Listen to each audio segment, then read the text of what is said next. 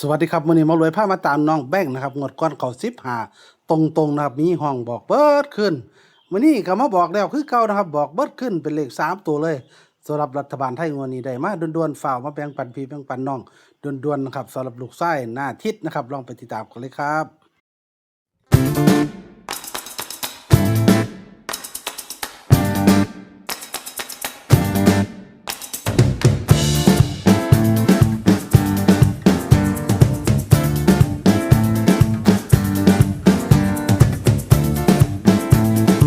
เอ่อครับสวัสดีครับไปปอครับครับโหลสวัสดีครับFC แฟนช่องหมอรวยทุกๆคนนะครับครับตามผมมื้อนี้ตามน้องแบงค์เนาะครับผมแบงค์กันวะแบงค์กันวะขอเว้าถือว่าแบ่งแม่นแบงค์กันบ่มีไปโทษเด้อแบ่งแบงค์กันจะได้เอปอใบไม้แล้วงองูพอคุยกับลั่น ห่วยบ่รู้แล้วว่าจังซี่เนาะข้อยก็เขียนถูกบ่ถูกแล้ว โอ้เห็นเดี๋ยวต้องไปโทษโยนมาแมนบ่เอาแบงค์เงินแบงค์หน่อยไหมอืมเขียนไม่ได้เจ้าไปนั่งหัวเรอครับจะยืผมตนสนับสนุนกภาษาไทยอยู่ FC คนรวยที่ แต่กันหรอวะภาษาอังกฤษนี่ภาษาอังกฤษเก่งอยู่แต่ว่าภาษาไทยนี่ตกว่ะ เลยเอาครับเออนะครับคือว่าน้องแบงค์เขาไทยทั้งบนทั้งล่างเลยเด็กคนนั้นน่ะแม่นก็เจ้าลงไปแล้ว15เด้เพิ่นฝันผู้เฒ่าบอก15อยู่เบิดขึ้น แมนก็ลงให้ไปแล้วบัดนี้เพิ่นก็มาฝันเที่ยวสองก็ฝันฟ้าย่าเพิ่นขี่มอไซค์คันนี้ล่ะไปไหว้พระธาตุพนมอายุย่าเพิ่นก็85ปีเด้ครับเพิ่นก็บ่ได้บ่แปลงบ่ทะเบียนรถก็9539เนาะโอ้มันก็อยู่ในหั่นแหละมี5335ในทะเบียนรถพร้อมแม่นโอ้แสดงฝันแม่นตัวลูกชายเจ้าเป็นลูกชายเจ้าบ่แม่นของเพิ่นนี่แม่นของเพิ่นอยู่เดิ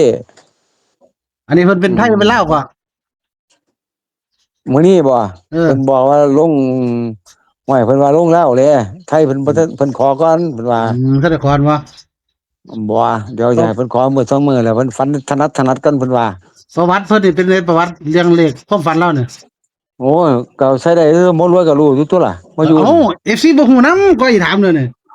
เอาเขาเว้าหมอรวยก็รู้อยู่ว่าเพิ่นประวัติเพิ่นฝันแม่นอยู่ผู้หนึงเข้าใจบ่นั่นล่ะมั่นใจถามเจ้าได้นะถ้าเพิ่นฝันแต่ก่อนเพิ่นไปขายของไปหยังจังซี่เพิ่นโทรมาเรื่อยดิซื้อให้แหน่ฝันจังซี่แหน่ของเพิ่นอยู่ดิเป็นคนฝันแม่นมาแต่ใดวะติแม่นฝันแม่นมาแต่ใดเด้เพิ่นนี่ก็ได้ลูกชายไอ้ปอกนี่เห็นบ่แม่นครับมีเมียไปล่ะฝันบ่ยังโสดครับผู้สาวสนใจก็ติดต่อได้เด้อครับ 29ปีวะติหนุ่มรอคือพอวะ29 ปีลูกรอคือโอ้รอสู่พ่อบ่ได้ปานใดดอกเต้บ่แพ้พอเนาะเพียพออยู่โอ้ไทยนี่เข้าบนเข้าล่างเนาะเข้า15แม่แล้วนครับก็เข้า3553เนาะแม่นว่านี่เพิ่นลงหมอรวยครับมื้อวานนี่เพิ่นฝัน150แต่เฮาบ่ได้แปลงให้เพิ่นเด้โอ้มี แพ้ก็ FC ถึงเพิ่นว่าอยู่คือฝันแม่นแต่ว่าผิดจริงๆบ่ฝันบ่แปลงให้น้องเพิ่นเนาะเพิ่นน่ะว่าแม่นนี่น้องแบงค์นี่ก็ได้เอ้าครับก็บ่ได้แปลงให้เพิ่นแหละครับเมื่อวานเนาะครับผมก็ฟาด150 0150ย้อนแหล้ว อืมว่า ครับผมผู้เป็นแม่นนี่ก็อยากแบ่งปัน FC นะที่เฮาเว้าได้แม่นเว้าครับบ่ได้กล่าวไว้ฟังเพิ่นก็บ่เข้าใจได้ว่าน้องแบงค์เป็นผู้ใดแม่นคือฝันแม่นแท้จังซี่นะ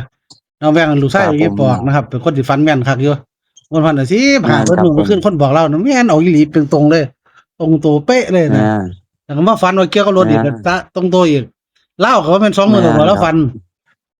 แม่นครับใกล้ซุมื้อบ่หรือเข้าซุมื้อ มื้อใดเล่าลาวลงอยู่เที่ยแล้วต้น เล่า มื้อแล้ววันลงดิ มันจะลงว่าน ดิ วะ เล่า มันจะลงว่าน แม่ เห็น น บ่ มื้อนั้นก็มีแต่ไทยเฮาลงแต่ไทยดิ เด้ จะลงมื้อวานนี่แหละเล่าแม่นลงมื้อวานนี่ล่ะเล่าลงลาวเด้อครับมื้อวานนี่เป็นเทื่อแรกของเพิ่นนอกนั้นก็มีแต่ไทย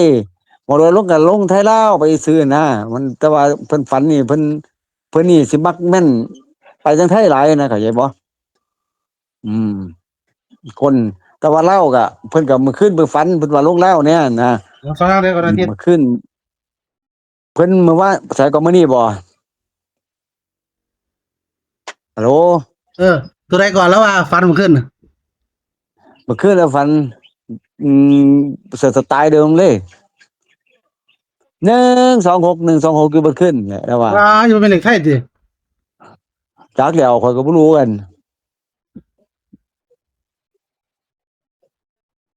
126ไปมันผู้ใดนี่มันว่าตื่นขึ้นมาได้ตีสองเลยมาตื่นขึ้นมาอืมเพราะว่าเป็นผู้เจ้าเว้าที่126ย้อนพุ่นน่ะเมาหายังคนนอนอยู่ซั่นดอกว่าท่านข่อยสิเฮ็ดเป็นตี2ตีไทยเด้นี่3ผู้ใดข่อยเฮ็ดไทยลาวลงไทยเด้เดี๋ยวนี้แกไทยลาวเลยเอาไปไทยลาวแกเลยได้รวยข้อยก็ว่าอยู่มันสิตายบ่ว่ามันคืออัมันนนั้นสิตาย15มื้อนั้นนะแม่นเสียงผู้หญิงเด้อันว่าเสียงผู้เฒ่าเด้15มื้อนั้นมาเสียงเสียด้วยกันเลยเสียงเก่าวะแม่นเสียงมันเดียวกันคนละเสียงเสียงผู้เฒ่านะว่าว่าคนละเสียงบ่เสียงเก่าเสียงเดียวกันเสียงเดียวกันเสียงเก่าแบ่งบ่แบ่งบ่แม่นว่าแม่นเสียงเก่าเอานะว่าดีๆเด้อเอาดีๆเด้อเสียงเก่าเล่นบ่แม่นเสียงเก่าถามเพิ่นแล้วว่าสิมึงฝ่ายจังไดโอ้ยมีนั่นแหละเพิ่นนั้นว่ายิง15บ่ อันมาบอกเขา15แหละมี15แล้วเพิ่นว่าอ้าโอ้ยยดวงดีโอ้ก็แน่จะข้อยก็เลยว่าบ่แม่นยามมึงติซะดอกอืม126ด้วยแหละอืว่ามโอ้จะเงินถึงว่าเป็นดวงของ FC ถ้าถึงวันนี้หาซื้อลอตเตอรี่ไว้เด้อรัฐบาลไทยเด้อซั่นครับตามเบิ่งเด้อครับอืมอืมเพราะว่าเราอันบอกเพิ่นฝัน บ่ขึ้นเราบอกบ่ขึ้นมันออกไทยเบิ่งคนนั้นแหมผมจำลักษณะคำนี้ได้นะแม่น15เพิ่นนั่นเออ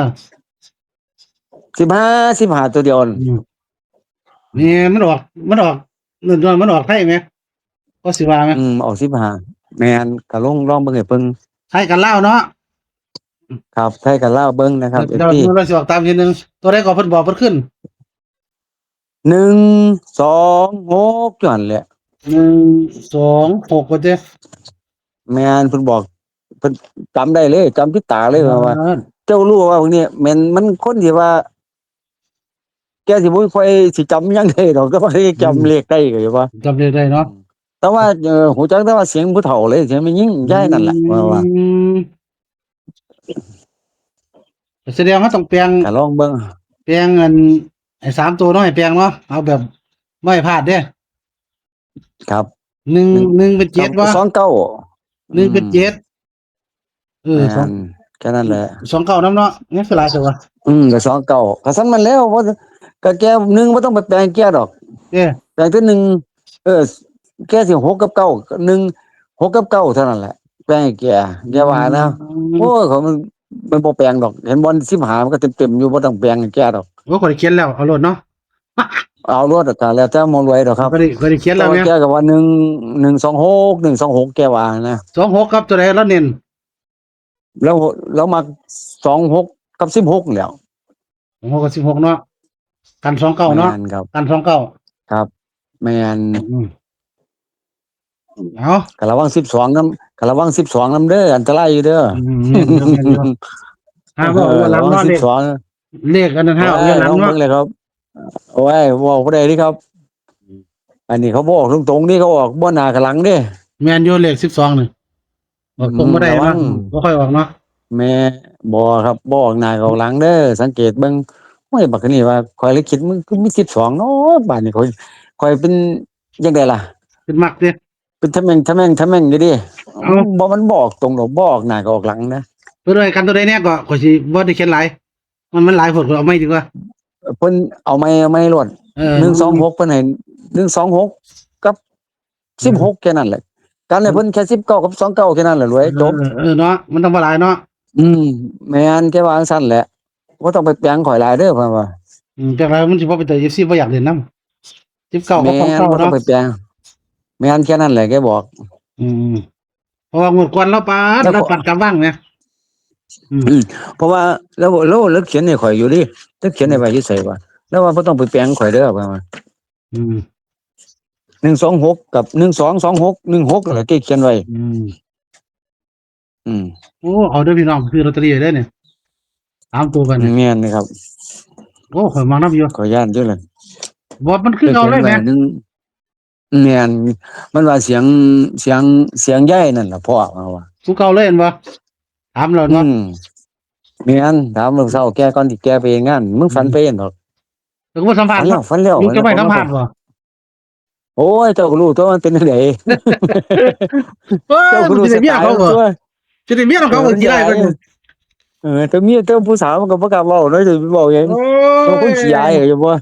ก็จะจนมาพี่น้องว่าป๊าดหน้าตามึงหล่อๆมึงคือยังบ่มีเมียเขาเนาะมึงจักอายแต่ก่อนมันมีอยู่มันนึกเลิกแล้วนะเดี๋ยวเป็นคนขี้อายว่าเจ้ มันแกเป็นคนขี้อายเห็นบ่อืมโอ้เอาน้ำเลยเด้อพี่น้องอย่าว่าบ่ซื้อเด้อน้องเงินนี่พี่น้องแบ่งเลยเด้ครับอผมรัฐบาลไทยก็ระวังไว้เด้อครับลอตเตอรี่ก็ได้สิหาซื้อไว้ดอกไม้ปอกเอาจักตัวใบอยู่2ใบอยู่งานมันงามนะครับผมมักก็งามอยู่บ่แล้วฝันแม่นแหมขออนุญาต15 แม่นแกเป็นคนฝันแม่นอยู่แล้ว15ตัวเดียวแม่นบ่ขึ้นแหมแม่นโอ้มันก็เกินไปพุ่นดอกเว้ย